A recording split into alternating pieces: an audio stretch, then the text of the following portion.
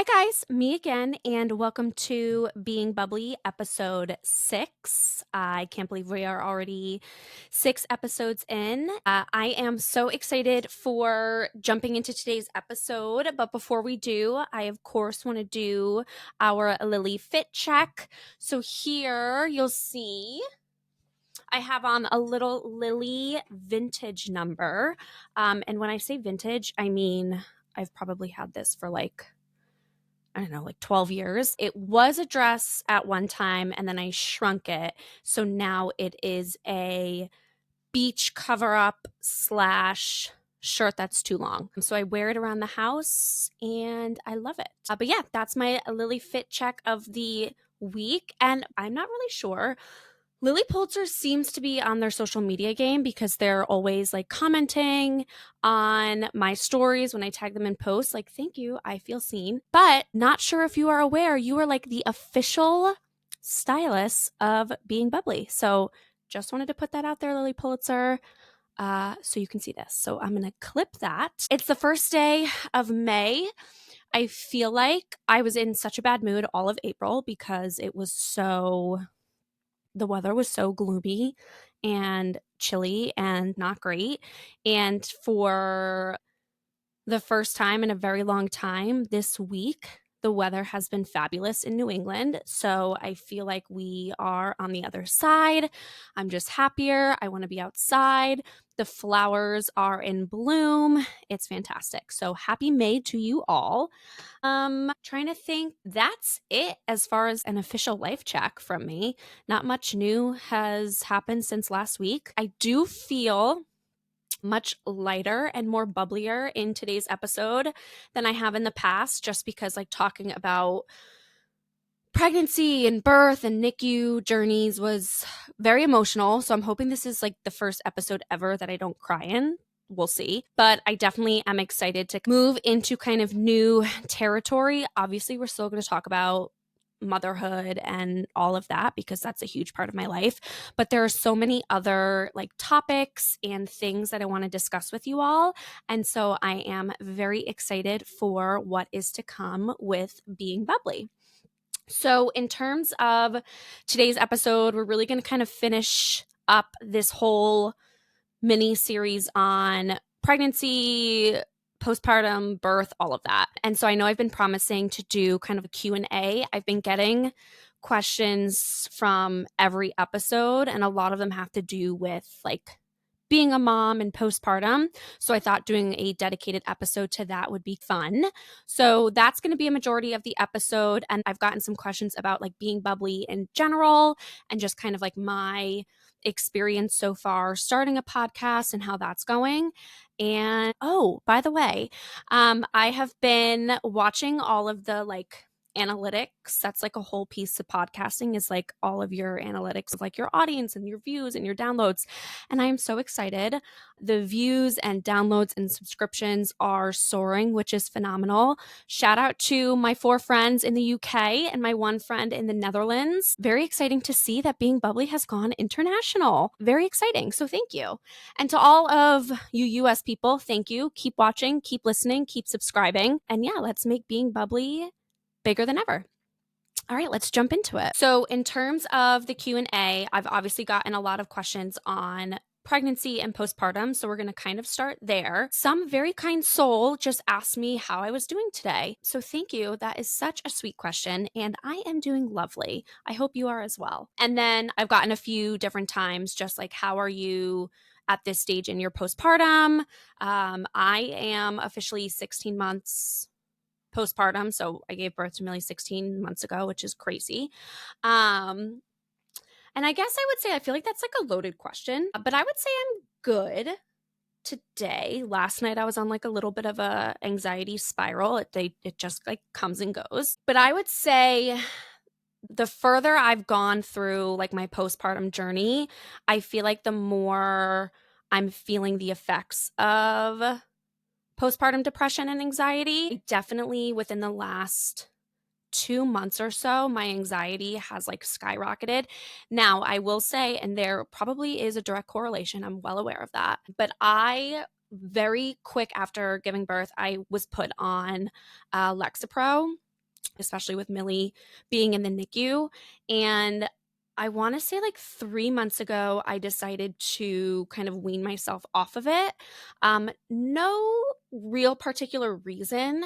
I think I was feeling okay. And I was like, let me just see how I can do without this. And also, in terms of getting pregnant again, something that I just want to try. And again, like everyone has kind of their own approach and opinions on it, but I would like to get pregnant again and not be on an antidepressant or like an anti-anxiety medication. Um, Obviously, with how I've been doing the last like 2 months or so, I feel like that just might be my reality is I have to get back on something. And no particular reason as to why I don't want to be pregnant and on something. I was able to do my first pregnancy not on anxiety medication. And so I'd like to start my second pregnancy. But again, like I've noticed a difference being off of it. And so I'm really kind of toying with that and thinking about potentially putting myself back on. Not pregnant yet. We'll get into that a little later. But that's just something as to where my head is on that. Obviously, I know any new mom, a lot of us are checking in, seeing how they're doing, asking if we can help and support. Like, yes, 100%, that is so important, especially in those early postpartum days. But if there's something that I've learned throughout this progress is the moms who are 9, 10, 12 months and beyond and are still obviously within that postpartum window. I think it goes up to 2 years. I don't really know, seems to be like differing opinions there. So I'm less than 2 years and I am very much still feeling the effects of postpartum depression and anxiety. So just want to put that out there. But I will say, please make sure you're checking in with those mamas who, maybe their baby had their first birthday or they're within that 2 year window. The more I've kind of experienced it and talked to some of my friends who have had babies or are going through kind of that postpartum era right now, the consensus has been like a lot of us are very surprised at how much we are feeling the effects of postpartum later on. Um, so that's just something that that has surprised me about this whole experience is my anxiety is probably at an all-time high and has been within the last few months than it was even in the very beginning. And that's just something that surprised me. So just my little plug there, no matter, how many months out of postpartum, like please check in with those new moms or even check in with the moms who have other kids at home. Like they probably need that the most because they're probably incredibly overwhelmed and overstimulated. And I can't even imagine. I have one and I'm like, Lord Almighty, like, how are we going to do this with other children? I don't really know. Speaking of another pregnancy, I've gotten a lot of questions on like, when are you going to get pregnant again? Do you want to get pregnant again? Do you want to have more kids? Has the experience that you've had with Millie and kind of her prematurity and NICU stay given me hesitation to have another baby? Answer is yes, absolutely. I am kind of like very scattered brained when it comes to having another baby. Obviously, it is something that Kevin and I have talked about having multiple children. I always wanted four until I went through this experience, and I was like, okay, like four is not going to happen. But both of us come from like these, so ideally, I would like to have three. Kevin has a weird thing with odd numbers. And so he's like, it's either two or four. So it's up for discussion. But in terms of like our next baby, this is something I think about a lot because there's no right or wrong answer and everyone kind of has their own feelings and opinions on it. Like I know people that had babies right around when I had Millie that are pregnant with their next. And then I know people that have had babies and are like, that's not even on our mind yet. And so Kevin and I have talked a lot about it. If it were up to him, I would already be pregnant, but it's not up to him. So I'm not. But here's kind of my thoughts. So, and this might be very selfish, but it's true. I love our life right now. I love our lifestyle. We are able to bring Millie wherever we want to go. Millie is like the most easygoing and chill baby. Where like we can walk into a room of friends or family and she'll be held by anyone. She'll sleep anywhere. Like we're very blessed and fortunate with kind of just like how go with the flow that she is. And Kevin and I are very social people. And so we like to go out. We like to go to restaurants. We like to go to bars. For the most part, Millie, out of like our family and friends, Millie is the only baby. And so everyone is obviously so excited for us to bring her because they kind of get their exposure at a baby. And she's really cute. So why wouldn't you want her there? But I have this fear of when we have another, two is very different than one. And so I know that when we have a second, our life and our lifestyle is going to have to change, and not in a bad way. It's just going to be very different from what Kevin and I are used to. And obviously, like, I know that that is life, and there's so many families out there. Some of our friends have multiple kids, and they're, figuring out that balance.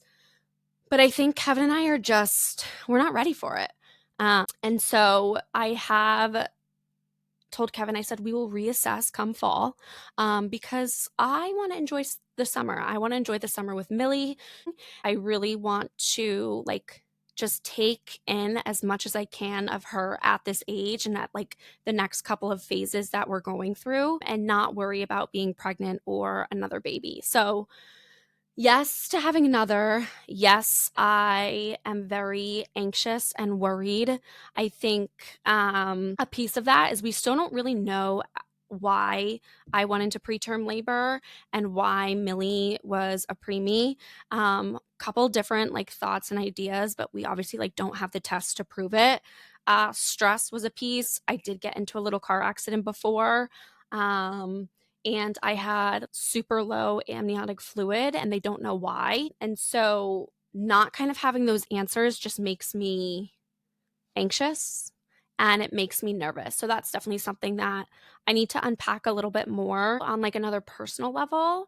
I am not feeling very confident or comfortable in my body right now. I am the like heaviest I've ever been since even when I was pregnant with Millie. And so that's something that like I'm trying to work through. And I just want to feel that confidence and like be comfortable in my own skin and my own body the way I always was growing up. And even through pregnancy, like I loved pregnancy because I was so comfortable in my own skin. That is a piece where I do want to get back to a place where I feel good about myself to then kind of go through and start this whole journey again. Obviously, I love what my body was able to do, and it's changed for the better because I carried Millie. But I do want to feel confident and beautiful and all those things. So yeah, so I've gotten a lot of questions about like, what are your favorite phases so far with Millie? And my answer to that every single time someone asks me is the present. Every new phase and age we get with Millie is better than the last phase. Like I am just so in awe of everything that she does every day. She's now got this like little personality, and she's like very sassy, and like her like teethy smile. She has like four front teeth on the top and two front teeth on the bottom. She's smiling all the time and giggling and laughing, and it literally melts your heart every single time. Every month or so, she's learning new skills and kind of gaining all of these different like characteristic and personality traits. And each month is like getting better and better and better. So I would definitely say no matter what month you're in, like that is the best phase. Now, I know that can change once she hits like two. I know like terrible twos, terrible threes. We will see. But I just love where we're at now. She's way busier, obviously, now that she's mobile via crawling. We're very close to walking. Fingers crossed. She's now learned and loves going upstairs. So, like, that's all we do constantly is just go up. She can't go down. So she goes up the staircase and then I have to carry her down. And then she goes up the staircase, carry her down. I have to say, I better have like buns of steel and a really nice butt because I'm constantly doing stairs all day long. She's definitely keeping us on our toes more. She's mischievous. She's getting into everything. Her new thing is like closing doors, opening cabinets. I thought we childproofed enough and we're not even close. But again, wouldn't trade it for the world. She is just like the happiest little baby and I love her so much. Caveat to that, we are going through this like fun attachment to mama phase. So every morning when I drop off at daycare, she's now starts to cry and doesn't want to let go.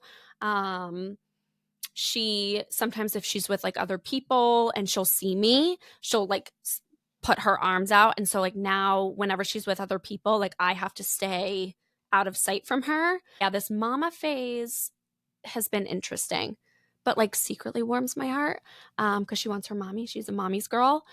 Okay, question 4. What are you looking forward to next with Millie? Honestly, summer. I'm so excited for summer with her. We have a lot of different like trips and big events happening. My sister-in-law is graduating college. Mother's Day is coming up. We have some family trips. We're going to London. We're going to the Cape. We're going all over the place. So I'm really just excited to like spend time outdoors with family and friends. We got a little play set for her in the backyard. So just like spending summer nights outside with Kevin, Millie, and Lou. I would say like that's what I'm very excited for, as well as having a glass of rosé in hand, of course, 'tis the season. And just kind of seeing what new phase we could shift into. I've said it a couple times, like she's not quite walking yet. This is where kind of that like postpartum anxiety comes into play. Like I found myself maybe the other day where like I'll see a baby that's younger than Millie that's already walking and I will kind of go to a negative place or get upset for a few moments just because like I want her to walk and I want her to continue to develop. But then I do remind myself like she is a preemie, so there is a delay with reaching these milestones and she is working overtime and so incredibly hard. We have the best of the best in terms of early intervention. So she's doing everything that she needs to be doing on her part. Kevin and I are working with her every single day on all of her little exercises to get her going. And so I do sometimes have to remind myself to not put the pressure on for walking. And everyone does say, they're like, once they start walking, you're going to wish that they didn't because you're literally on the go. And I feel like we're on the go with her crawling.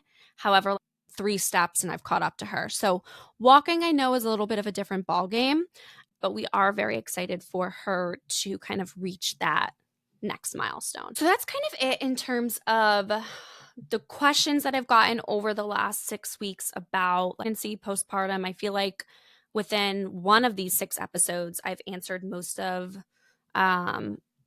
the questions that I've gotten. I have also gotten some questions just about like what is next for being bubbly, what to look forward to, and just kind of where I'm at in terms of this like whole experience and process. So today I got a question of what's been the hardest and the easiest part of starting being bubbly. First, I would say the easiest part is the podcasting. I absolutely love doing this. I love sitting down in my Lily outfit in my little makeshift studio and just chatting. So the podcasting has been like surprisingly the easiest part. I will say I feel more comfortable talking to, I guess it's myself because I'm literally looking at myself this entire time. But obviously, I know there's an audience on the other side once these episodes come out. So I feel more comfortable talking to my audience and all of you. Some of you I know, some of you I don't. Way more than I feel comfortable like talking to like my friends and family and my husband about some of this stuff. So this whole thing has been like very therapeutic for me and it's definitely brought up some like emotions and feelings and everything in between. But I have absolutely loved podcasting. Once I figured out how to like record and edit It is so easy. Like, I get so many questions. I'm like, well, how do you edit? Like, how does that whole process work? Riverside is amazing. And like, I watched one video and you kind of just play as you go. Every week, I feel like I'm getting a little bit better in terms of recording and editing. Still, obviously, not a pro, but it's so easy and it's so fun. I would say the hardest part is the like social media and community building, which I actually thought was going to be the easier part. I thought podcasting was going to be a lot more challenging. The building of a community and like gaining a social media following has been really tough. That is the part I think I feel the most like I don't know what I'm doing. I feel silly doing like different posts and different videos. And I've definitely been like, I feel like I definitely get like a negative mindset when, I look and my platforms are growing, but they're not growing at the speed that I maybe thought that they would, or maybe the speed that I want them to. And it's like I had said before, views and downloads and subscriptions are increasing week by week by week, which is amazing. Thank you all so, so much. But it is like an extra step for someone to go into the social media and then follow me. And I will say for like sponsorships and like collaborations, I don't have a big following. And so a lot of companies, like, unless you have more than 1,000 or 5,000 or 10,000 or whatever it might be followers or the high engagement, they're not going to want to sponsor or collab. So I think just like the building my brand and community and gaining a following is very difficult. I also do like, obviously, like TikTok is silly and I scroll TikTok all the time. I see people doing all these silly, stupid videos, but I'm obsessed with them. But when I film myself doing them, I'm like, this is stupid. No one cares about this. So I feel like it's just a mindset I need to get over of if I want to grow my social media, you have to kind of play the game. And playing the game is like giving into the trends and posting silly content and things. And so I do need to remind myself that sometimes. In terms of like sponsorships and collaborations, that's kind of my next big rock I want to tackle. Obviously, like I know starting a podcast, like I started from nothing. And so I'm hoping that after season 1, I can have some really great analytic data and content to share so that season 2, I can come back and have some sponsorships. That would be very exciting. To piggyback off of that, I've gotten a lot of like, okay, what's next? Like, what's going to happen after you talk about pregnancy or being a mom? Yes, I'm very aware that including this one, the last 6 episodes have been very mom pregnancy focused, kind of like a niche group. And not everyone that I know and not everyone in the world is a mom or pregnant. And so I definitely want to expand what we talk about on Being Bubbly and kind of, share my thoughts on just life in general and all the different milestones that we all go through as young adults. I want to continue to share kind of my journey on just feeling unprepared and unaware of just, I guess, life, like I said, life in general. So a lot of fun things coming. Oh, guests. Yes. So many people have said, like, when are you going to start to have guests? A lot of people have said, hey, if you're looking for a guest, I'd love to come on. Yes, yes, yes.